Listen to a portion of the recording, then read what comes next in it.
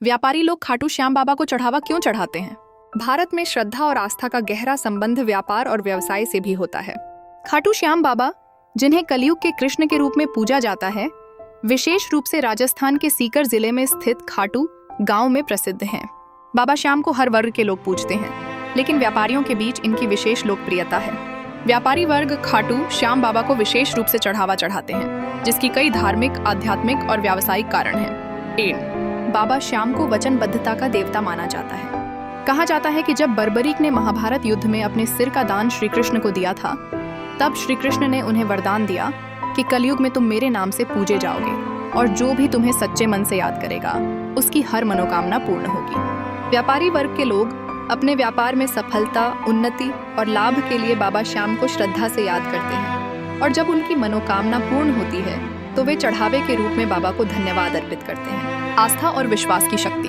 व्यापारी वर्ग यह मानता है कि बाबा श्याम की कृपा से ही उनका व्यापार चलता है, इसलिए जब भी उन्हें व्यापार में लाभ होता है या कोई नया कार्य प्रारंभ करना होता है, वे सबसे पहले बाबा श्याम के दर्शन करते हैं और चढ़ावा अर्पित करते हैं। यह आस्था उन्हें मानसिक बल देती है और उनके कार्यों में सकारात्मक ऊर्जा लाती है। मनोकामना पूर्ण होने की भावना।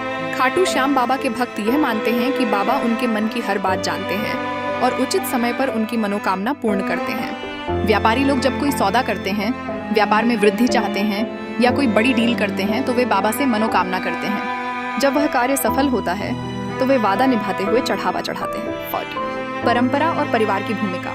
व्यापारी परिवारों में बाबा श्याम की पूजा एक परंपरा की तरह निभाई जाती है। अक्सर देखा गया है कि एक पीढ़ी से दूसरी पीढ़ी तक खाटू श्याम बाबा के प्रति आस्था और चढ़ावे की परंपरा चलती है। यह एक प्रकार से पारिवारिक संस्कार बन जाता है, जिससे अगली पीढ़ी भी जुड़ी रहती है। 5 सामाजिक मान्यता और आभार प्रकट करने का माध्यम। खाटू श्याम मंदिर में चढ़ावे के रूप में धन, वस्त्र, आभूषण या सेवा दी जाती है। यह न केवल आस्था का प्रतीक होता है, बल्कि सामाजिक रूप से यह भी दर्शाता है कि व्यक्ति ने बाबा के प्रति अपना आभार प्रकट किया है।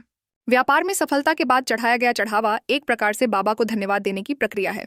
बाबा को चढ़ावा चढ़ाना एक तरह से आभार प्रकट करने और वचन निभाने की प्रक्रिया है।